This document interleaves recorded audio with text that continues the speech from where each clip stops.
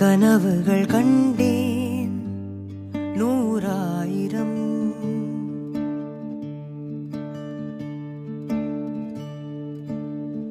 நினைத்து பார்த்தேன் நூறாயிரம். Hello and a warm welcome. I'm Sam Daniel. My guest Amrit Ramnath is an emerging star in the realm of Indian music. He began as an independent musician. Some of his albums topped the charts. Now he also scores music for films.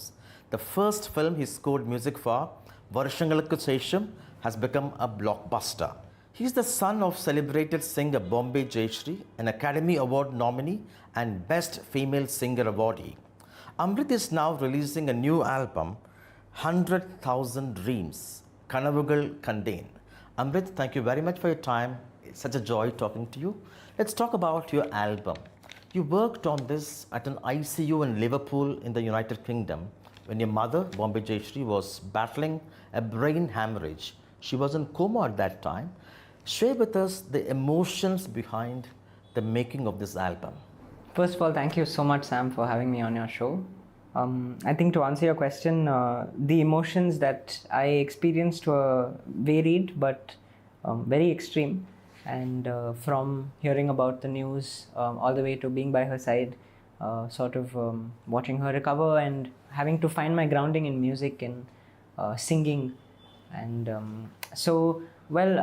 creating the album has been my form of catharsis in a way. It has been my way of coming to terms with everything that had happened. Also, me sort of going through everything that I was going through then.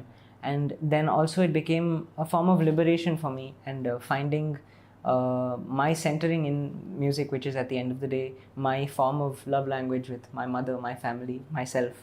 I think it was a very emotional, very, very emotionally dynamic time, and I'm very grateful for how we have sort of gone through the entire journey together. You used to sing for her 8 hours a day at the ICU when she was in coma. And it revived her. Well, I hope, I don't know if it revived her, but she, God willing, unfortunately, she is fully fine. I think so.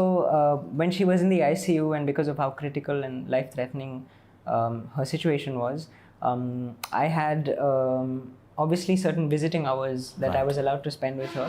And I remember that every minute of the visiting hours I would spend sort of singing, only because that was what I knew she sort of appreciated and knew best, and she always believed that that was what she was here for. So the least I could do was sort of be vigilant and keep singing for her. And I remember I was it would be for such long hours and quite intense that a lot of the nurses and doctors would come and tell me, maybe you should take care of yourself a little bit. And I remember through the entire time I was trying to fight through, because there were a few nurses that would say maybe when she's in a coma she can listen to you. And I think that's what happened, because when she awoke, eventually she did say that she could hear everything that I sang. So I think anybody put in that situation would have done the same thing, but I'm grateful that I was able to do that. Nila, Nila, odiva.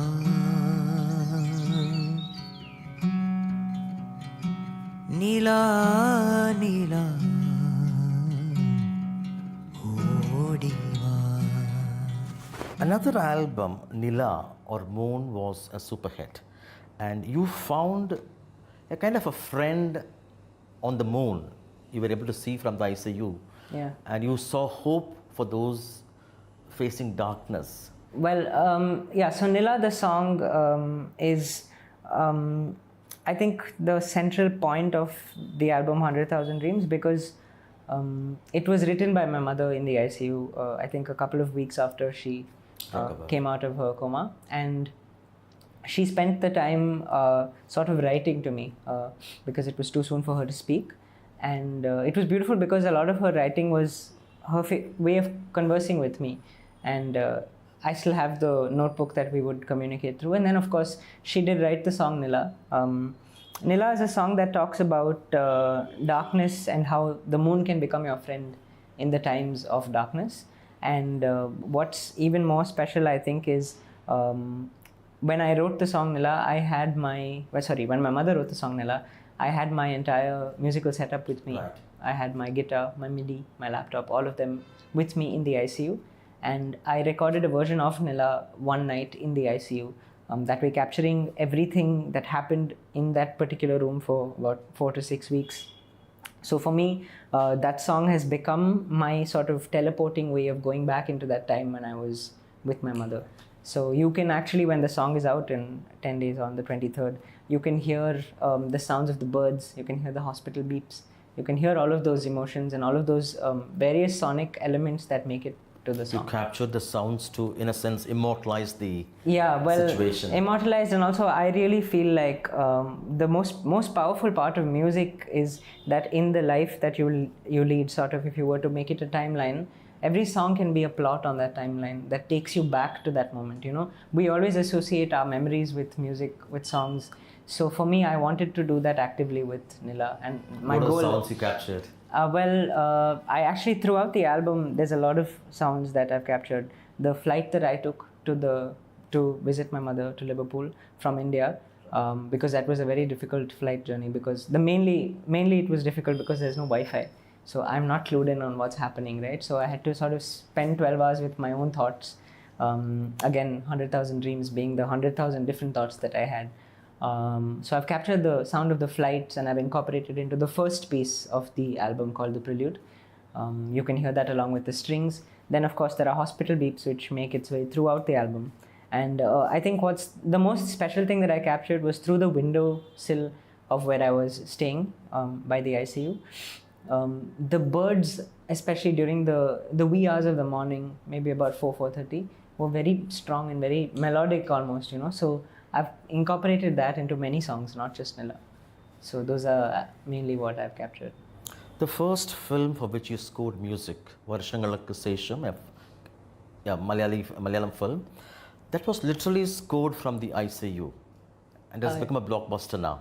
Yeah, well, a lot of it was created in the ICU, I think, because the uncanny timing of me getting the movie and my mother falling ill were so sort of coincided that I did spend a lot of my hours there ideating, creating melodies for the music. I think about 4 or 5 of the songs were also conceived there. I was continuously in conversation with Vineet Srinivasan, the director of the film. So it was great that I had that to sort of focus on, because it really helped me keep my mind in a space that I was inspired by continuously.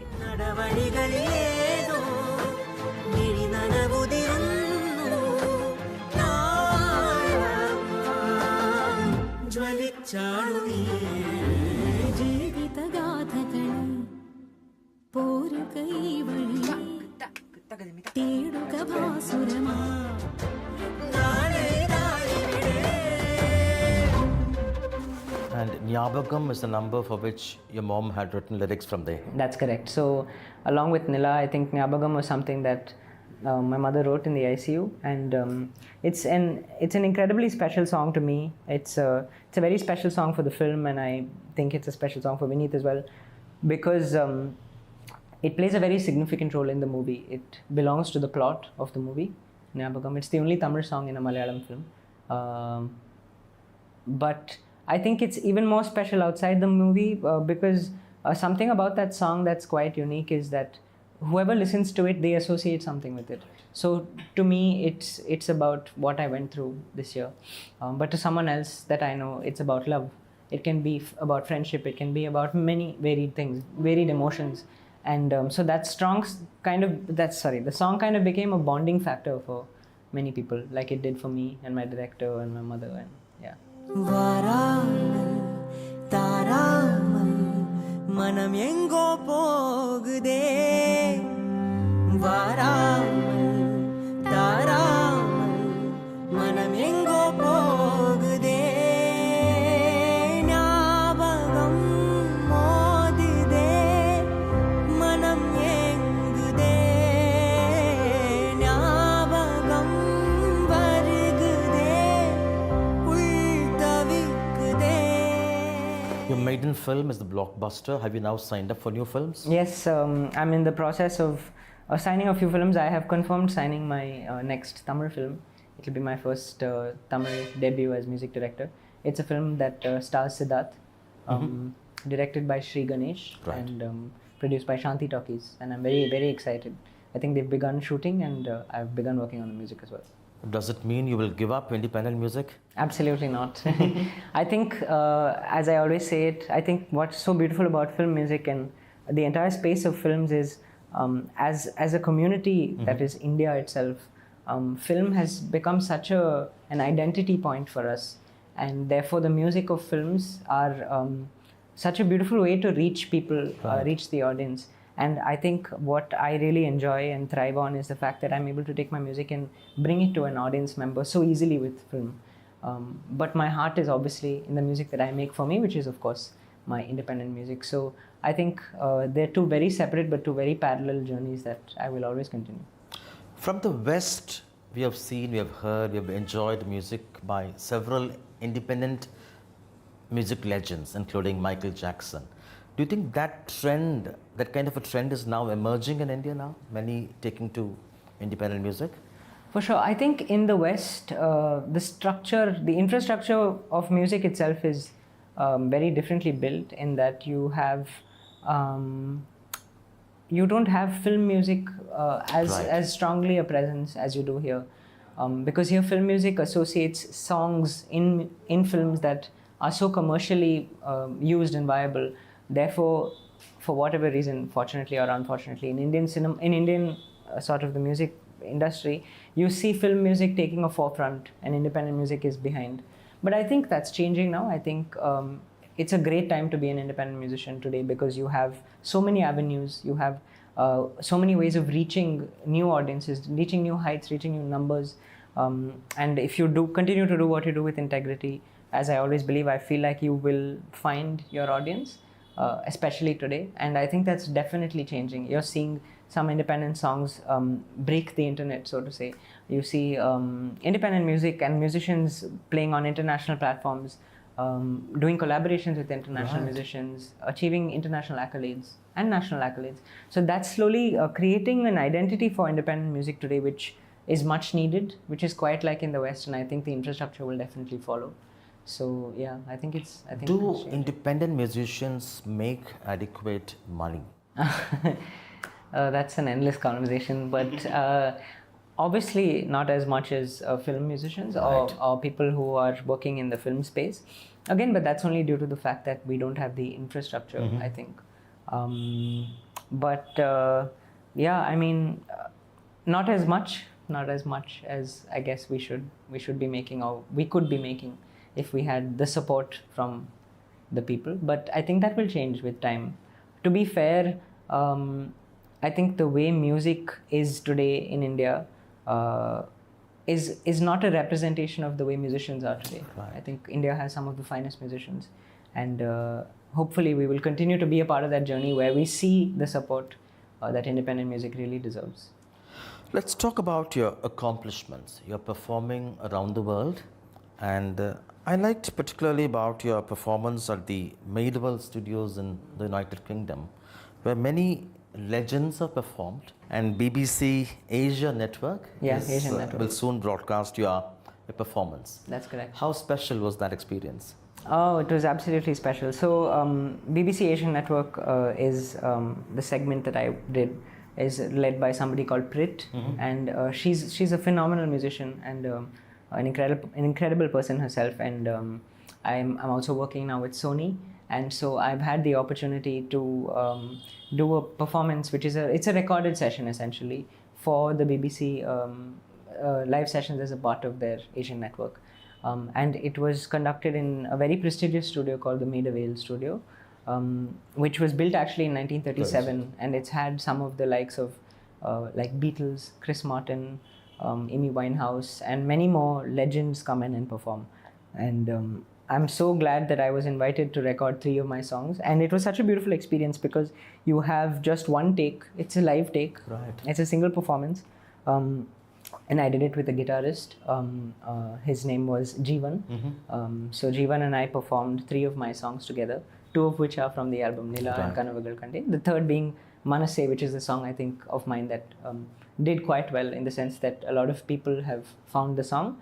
And I believe I am amongst the first Indians, if not the first, to have performed at Maidavale. So it was a very prestigious event. Right. You learnt Western classical music, performed extremely well, pieces by Beethoven and Mozart. How did you shift towards independent music? Well, to be honest, the shift was due to a couple of reasons. I grew up learning a lot, like you said, of Western classical music. I used to play the violin and the piano. But a side story is I am still very passionate about football. Right. So I used to play football very passionately through my schooling, and I had too many fractures due to which, especially of my hands, due to which I had too many breaks playing the piano and violin. So I think there was one particular fracture in my 11th grade that was quite severe. So I had to sort of take a break for quite a while. And during that break is when I started focusing more on my connections with singing and Indian music a lot more. And I think naturally at that point I sort of segued away from traditional Western classical music to the kind of music that I do now, which is of course very, very connected to my Carnatic music, my traditional music that I've grown up with. Who's your musical role model or inspiration? I think, Sam, there are too many. There are the one that's closest to me is definitely my mother. I think for me, it not just because of her musical abilities, which is, I guess, needless to say, but I think the way she's sort of dealt with so many things in her life, the way she's led her life as an artist, the discipline that she has, those have always been a huge inspiration for me. And I hope to try and do maybe a small percentage of what she does. But I think I draw from so many musicians across the world, from many, many years before I was born even. For example, I can't go a day without listening to Nusrat Fateh Ali Khan Sahab, because I've grown up with his music ringing in my ears from when I was very small. Mehdi Hasan Sahab. And then, of course, so many Carnatic musicians, G.N. Balasubramaniam, sir. I think a lot of A.R. Rahman's music has been quite an inspiration for me. I think one of my favorite composers of all time is Madan Mohan from the 60s, from the Hindi industry, as they used to call it. And today there are so many musicians from the West. I listen to all kinds. I listen to hip-hop, I listen to pop music, I listen to alternative indie. There's a musician called Jacob Collier who's from the UK, who's literally a genius of our times, who I had the privilege of watching live and even meeting. There are so many musicians, Michael Jackson, John Mayer, to name a few. But yeah, the list goes on and on, I think. I think something that I really enjoy doing is discovering music and discovering new artists. So, yeah. Your mom is an Academy Award nominee, now the best female singer in India. Yeah. Does she give you tips or ideas? And being Bombay Jayashree's son, does it help you or is it adding to your pressure? I think to answer your first question about things she tells me, I think, of course, like I said, I think sort of being her apprentice throughout her career has been a great way for me to learn without her saying much. Watching is, I think, one of the best ways you can learn. And but honestly, we obviously discuss music a lot, but I think we discuss life. She's also like my best friend. So is my father.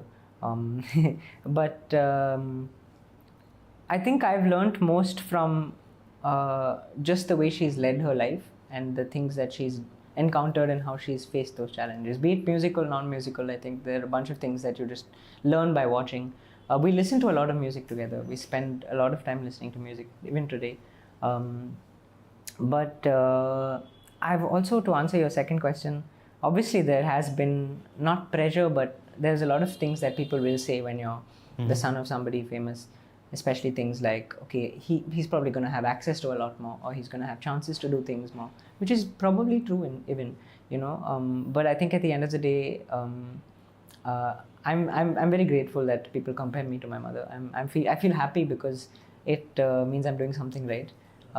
Also, I feel like I draw a lot of strength from the fact that whenever I feel maybe potentially insecure, she's there to support me.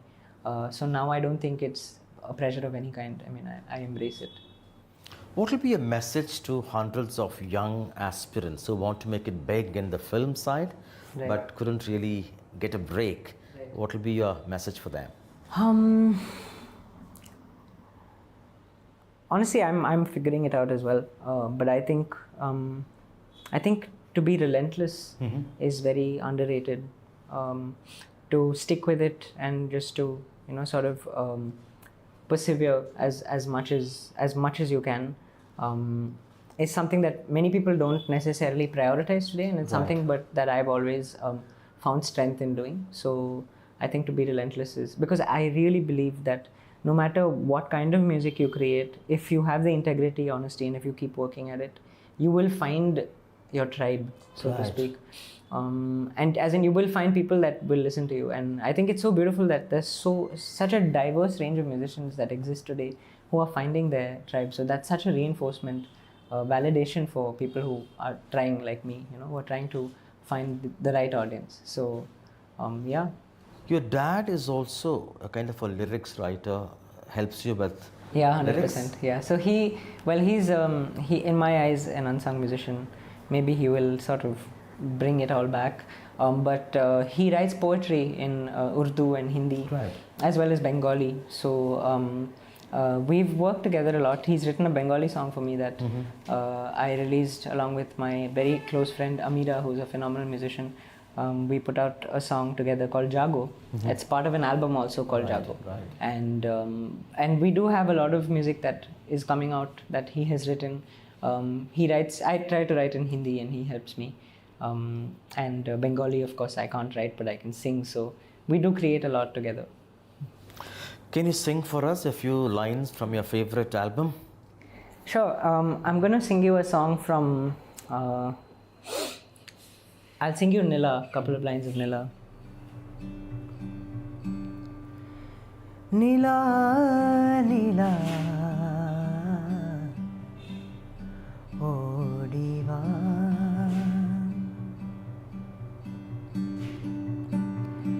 Nila, Nila, odiva.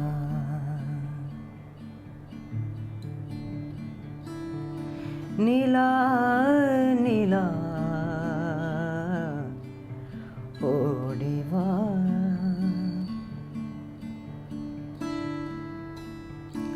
Nila, Nila, odiva.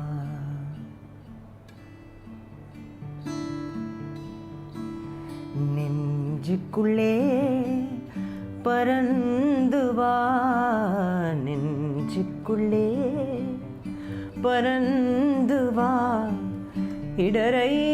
இடரையெல்லாம் நீக்கவா, இடரையெல்லாம் நீக்கவா, என் மனதை ருசிக்கவா.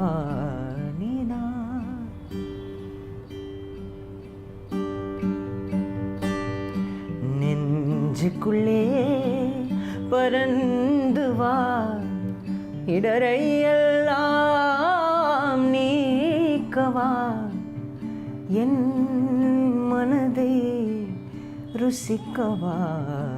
நீலா, நீலா, நீலா,